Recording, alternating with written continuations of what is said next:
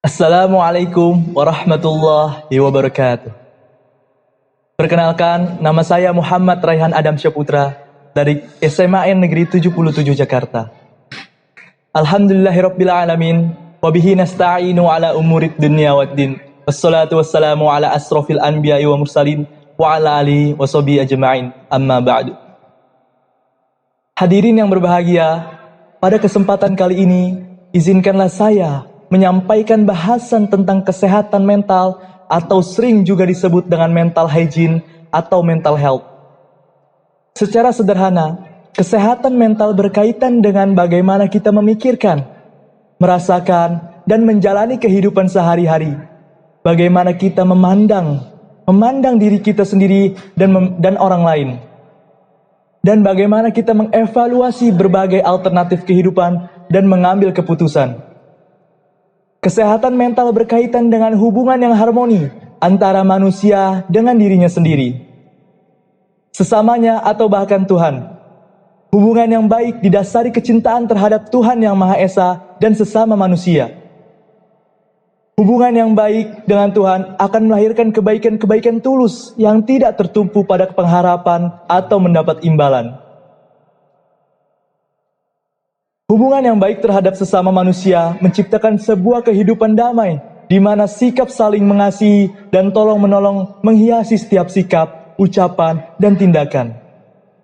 Zakiyah Darajat, seorang akademisi, pernah mendefinisikan kesehatan mental yaitu terwujudnya keharmonisan antara fungsi-fungsi jiwa, serta memiliki kesanggupan untuk menghadapi problem-problem yang terjadi dan merasakan secara positif kebahagiaan dan kemampuan dirinya.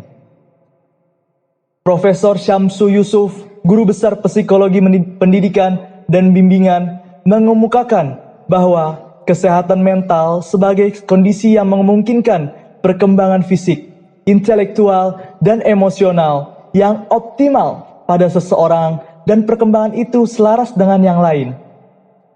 Jika mental diartikan sebagai jiwa, maka kesehatan mental adalah hal yang penting untuk diperhatikan sebagaimana pentingnya kesehatan fisik. Kesehatan mental menjadi isu yang penting untuk diulas dan diperbincangkan, mengingat banyak dari ketidaksehatan mental yang menyebabkan terganggunya kesehatan fisik. Jika kita menilik ke rumah sakit jiwa, banyak dari pasien gangguan mental yang sakit bukan karena organ vitalnya rusak, melainkan karena jiwanya rapuh. Hadirin yang berbahagia, barangkali di sini ada yang masih bingung tentang mental yang sehat dan tidak sehat. Di antara ciri-ciri mental yang sehat adalah terhindar dari gangguan jiwa, dapat menyesuaikan diri, memanfaatkan potensi semaksimal mungkin, dan mencapai kebahagiaan pribadi maupun bersama orang lain. Ciri yang lain pun berkaitan dengan cara manusia menyikapi berbagai problema dalam kehidupannya, di antaranya stres, konflik, frustasi, dan masalah-masalah tertentu. Menurut WHO, Badan Kesehatan Dunia, ada 8 kriteria mental atau jiwa yang sehat, di antaranya adalah: yang pertama, mampu belajar dari pengalaman; yang kedua, mudah beradaptasi; yang ketiga, lebih senang memberi daripada menerima; yang keempat, lebih senang menolong daripada ditolong; yang kelima, memiliki rasa kasih sayang; yang keenam, memperoleh kesenangan dari hasil usahanya; yang ketujuh, menerima segala hal yang memicu kekecewaan untuk digunakan sebagai bagian dari pengalaman; dan yang kedelapan, berpikir positif atau positive thinking.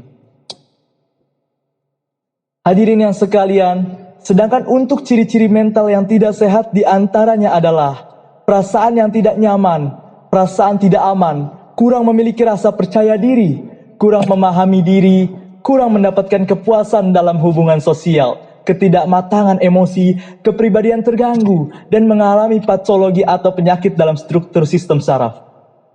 Hadirin yang berbahagia, barangkali ada yang bertanya-tanya, hal apa yang dapat dijadikan cara atau jalan untuk menyehatkan mental? Salah satu jawabannya adalah agama. Profesor Muhammad Surya mengatakan, diakui oleh klinis, psikiater, agamawan, dan konselor, bahwa agama merupakan faktor penting dalam memelihara dan memperbaiki kesehatan mental. Agama memberikan suasana tenang dan damai. Aktivitas ibadah yang dianjurkan dalam agama diantaranya membina hubungan yang baik dengan Tuhan Yang Maha Esa dan sesama manusia secara langsung dan tidak langsung, memberikan pengaruh terhadap kesehatan fisik dan bahkan jiwa. Aktivitas ibadah ini seringkali memberikan efek tenang dan damai dalam menghadapi berbagai persoalan kehidupan. Dalam Al-Quran difirmankan, dan dengan mengingat Tuhanlah hati menjadi tenang. Firman ini memberitahu bahwa jalan ketenangan hanya dapat diraih dengan zikrullah atau mengingat Allah. Ketenangan menjadi poin penting tumbuhnya mental yang sehat. Melalui ketenangan, manusia dapat menghalau berbagai persoalan untuk kehidupannya dengan baik dan bijaksana. Kebahagiaan dan kesenangan akan mudah luruh, tapi ketenangan akan bertahan dalam jangka waktu yang tidak sebentar. Hadirin yang berbahagia, barangkali demikianlah yang dapat saya sampaikan. Kurang dan lebihnya mohon dimaklumi dan dimaafkan. Akhir kata, semoga kita senantiasa mendapatkan kedamaian dan ketenangan sehingga menjadi manusia yang sehat fisik dan mentalnya. Billahi taufiq wal hidayah. Wassalamualaikum warahmatullahi wabarakatuh.